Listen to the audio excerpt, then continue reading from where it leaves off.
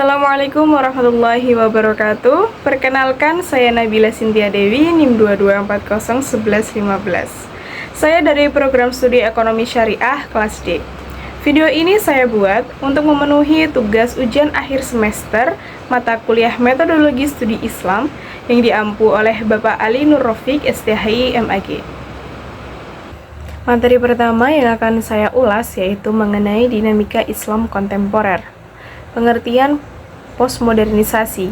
Postmodernisme merupakan sebuah pemikiran yang dikenal sebagai bentuk antitesis dari modernisme. Postmodernisme bila diartikan secara harfiah terdiri atas dua kata, yaitu post yang artinya masa sesudah dan modern yang artinya era modern. Sehingga dapat disimpulkan bahwa postmodernisme Islam adalah masa Islam sesudah era modern, yaitu era di atas tahun 1960-an. Yang kedua yaitu neomodernisasi Islam. Secara sederhana, postmodernisme atau neomodernisme dapat diartikan dengan pemahaman modernisme baru. Neomodernisme dipergunakan untuk memberi identitas pada kecenderungan pemikiran keislaman yang muncul sejak beberapa dekade terakhir, yang merupakan sintesis, setidaknya upaya sintesis antara pola pemikiran tradisionalisme dan modernisme. Selanjutnya yaitu neomodernisasi Islam. Neomodernisme Islam dapat didefinisikan sebagai pertama, merupakan gerakan kultural intelektual dalam rangka melakukan rekonstruksi internal pada umat Islam dengan merumuskan kembali warisan Islam secara lebih utuh, komprehensif, kontekstual, dan universal. Neomodernisme muncul sebagai kelanjutan dari usaha-usaha pembaruan yang telah dilakukan kelompok modernis terdahulu. Islam liberal. Islam liberal berarti Islam yang serba bebas, luas dalam memahami Islam. Kata liberal atau bebas yang berada di belakang kata Islam tersebut adalah bebas dari belenggu taklid.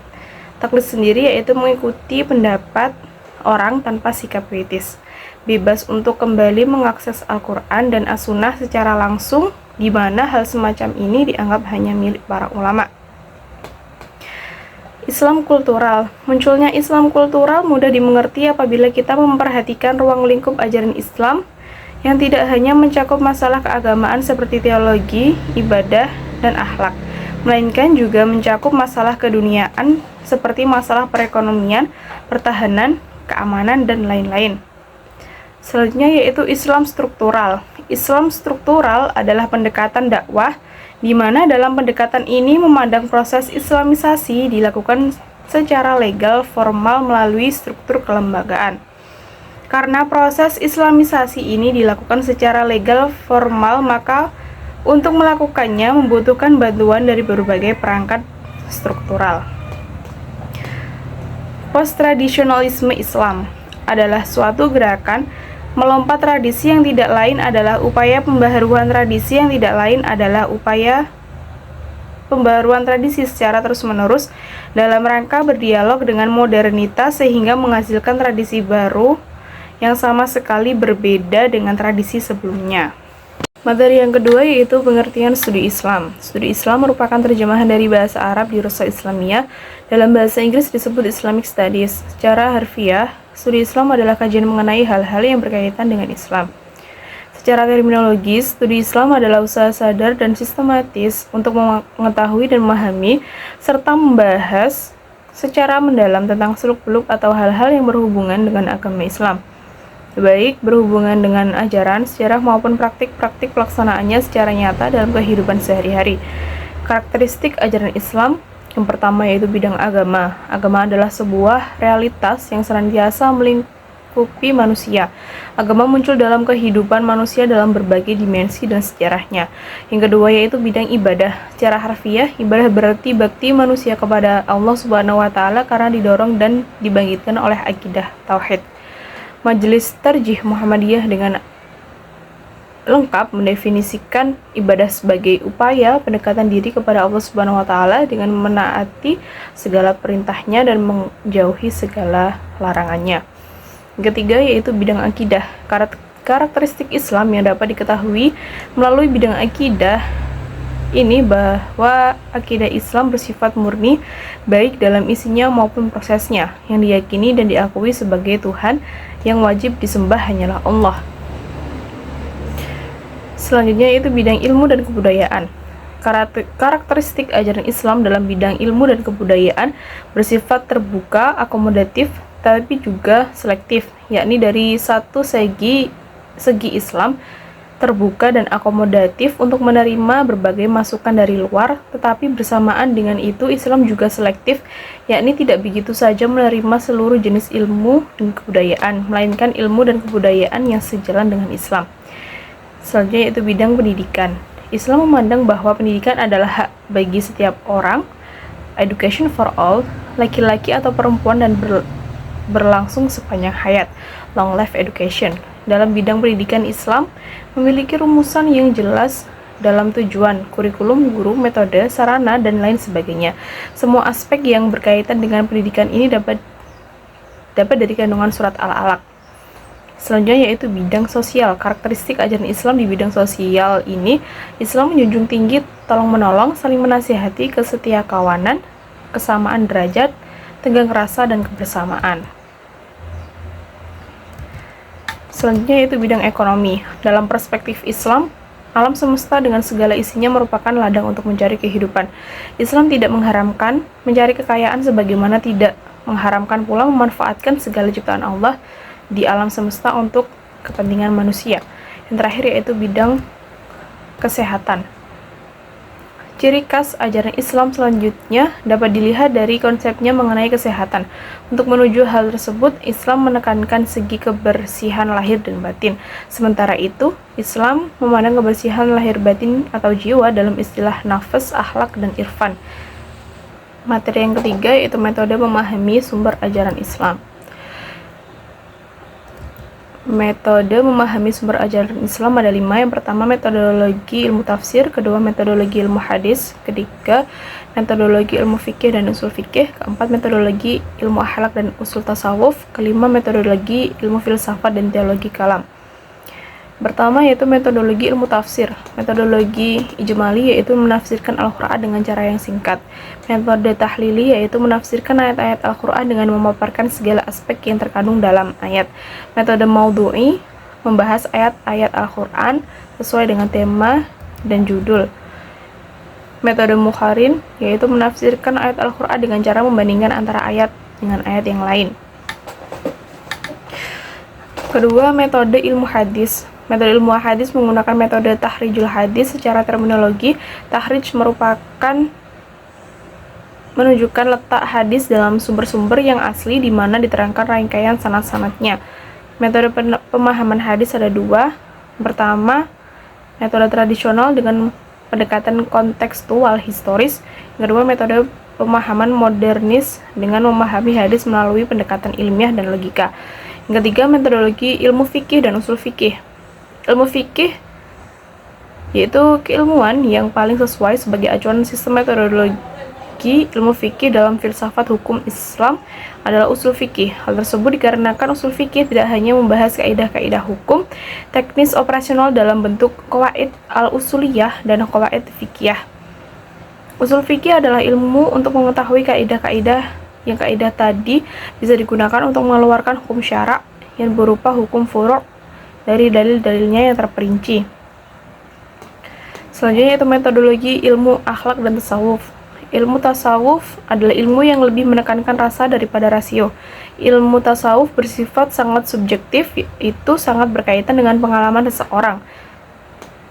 Ditinjau dari lingkup materi pembahasannya menjadi 3, yaitu tasawuf akidah, tasawuf ibadah, dan tasawuf akhlak. Selanjutnya yaitu metodologi ilmu filsafat dan teologis atau kalam. Dalam dunia filsafat tidak ada metode terbaik, yang ada adalah metode yang tepat untuk suatu kebutuhan filsafat tertentu. Ada beberapa metode filsafat berdasarkan urutan kronologisnya. Yang pertama, metode kritis. Kedua, metode filsafat intuitif. Yang ketiga, metode skolastik. Metode kritis yaitu bersifat menganalisa istilah dan pendapat, yaitu dengan cara membedakan, menyisihkan hingga akhirnya ditemukan keyakinan yang terbaik. Metode skolastik dengan membacakan suatu pokok bahasan filsafat, lalu bahasan tersebut diberi penafsiran dan komentar oleh para filsuf. Metode filsafat intuitif, metode ini mengajak kita berpikir untuk bisa menganalisis keyakinan tanpa menjerat rasio dan logika. Yang terakhir yaitu metodologi ilmu teologis. Metodologi kalam adalah ilmu yang mempelajari cara kerja yang dipakai tokoh-tokoh kalam dalam mendudukkan persoalan akidah secara dialogis dan sistematis agar dipahami masyarakat dengan baik. Ada 4 metode. Yang pertama yaitu metode filosofis, kedua metode keseimbangan nas dan akal, keempat metode tradisional, yang keempat metode salaf. Materi yang keempat yaitu pendekatan studi Islam dengan pendekatan doktrinal atau teologis, antropologis, dan sosiologis. Pendekatan doktrinal adalah suatu cara atau metode yang digunakan untuk memahami agama dengan cara mempelajari doktrin atau ajaran agama secara teoritis. Contoh pendekatan doktrinal yaitu pendekatan Ahlussunnah wal Jamaah, Al-Hadis, Syiah, Sufisme, dan Kalam. Pendekatan teologis adalah cara pandang atau paradigma yang terdapat dalam suatu studi agama. Pendekatan ini dapat dilakukan dengan menggunakan kerangka ilmu ketuhanan yang bertolak dari suatu keyakinan terhadap wujud dan agama yang dianggap sebagai yang paling benar karena bersumber dari Tuhan. Terdapat 3 jenis pendekatan teologis. Yang pertama, pendekatan teologi normatif, teologi dialogis, dan teologi konvergensi. Contoh pendekatan teologis yaitu teologi Asy'ariyah, Maturidiyah, Wahabi atau Salafi, Fimis Islam. Pendekatan antropologi dalam Islam mengamati agama sebagai fenomena sosial. Pendekatan antropologi dalam studi Islam menganggap agama sebagai fenomena sosial yang dapat diamati secara langsung dalam kehidupan nyata. Contoh pendekatan antropologis dalam Islam. Dalam konsep Islam, Allah mengajarkan tentang hal adanya sebuah jual beli dan tidak membenarkan riba. Pendekatan sosiologis. Pendekatan sosiologis adalah suatu cara atau metode yang digunakan untuk memahami keagamaan seseorang dan menjadi pendekatan penerang bagi masyarakat dalam menghadapi problematika. Contoh pendekatan sosiologis dalam sebuah hadis yang diriwayatkan oleh Abu Daud, Tirmidzi, dan Ibnu Hibban disebutkan bahwa Nabi Muhammad mengatakan, "Maukah kamu aku beritahukan tentang derajat yang lebih mulia daripada sholat, puasa, dan sedekah?" Para sahabat menjawab, "Tentu ya Rasulullah." Nabi Muhammad menjelaskan, yaitu berdamaikan dua pihak yang sedang bertengkar. Materi selanjutnya yaitu pendekatan studi Islam dengan pendekatan historis, fisiologis, psikologis, dan budaya. Pengertian pendekatan historis. Historis atau sejarah merupakan gambaran tentang peristiwa-peristiwa atau kejadian masa lampau yang dialami manusia, disusun secara ilmiah meliputi urutan waktu tertentu, diberi tafsiran dan analisa kritis sehingga dapat mudah dimengerti dan dipahami.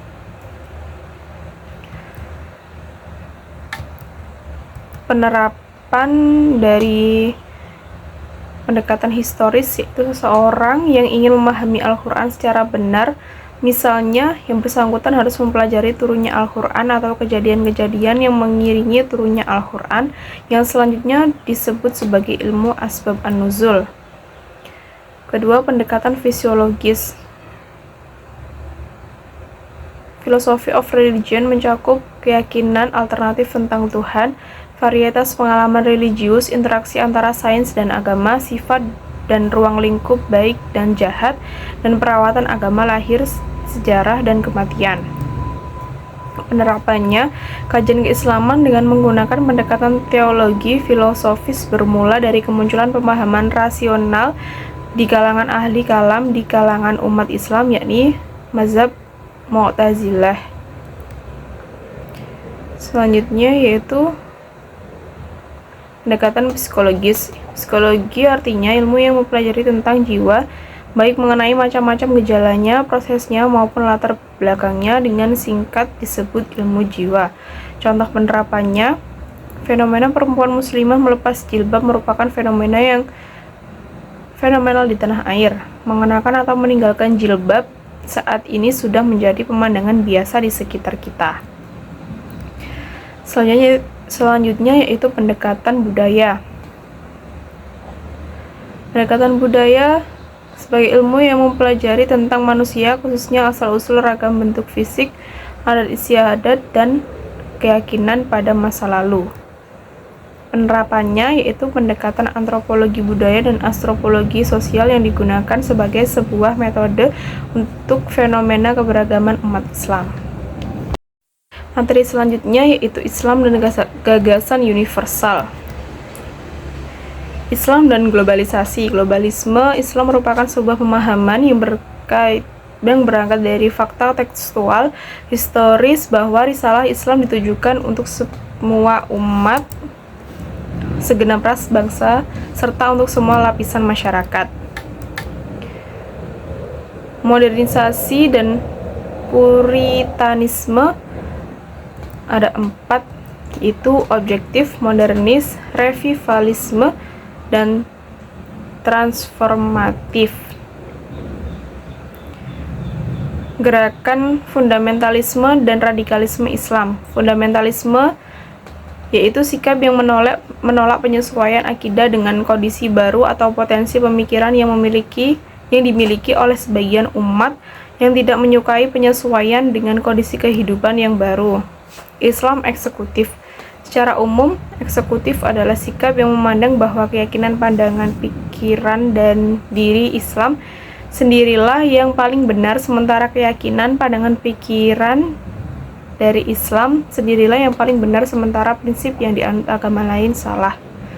Ciri-ciri kaum eksekutif menurut Fatimah yaitu mereka yang menerapkan model penafsiran literal terhadap Al-Quran dan As-Sunnah dan masa lalu. Karena menggunakan pendekatan literal, maka ijtihad bukanlah hal yang sentral kerangka berpikir mereka.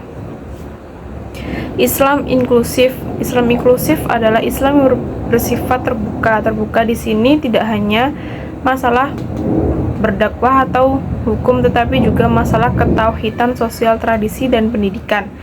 Ciri-cirinya Islam inklusif yaitu diantaranya mengakui kebenaran semua agama, menghormati kebebasan dalam keyakinan, menghormati antar sesama.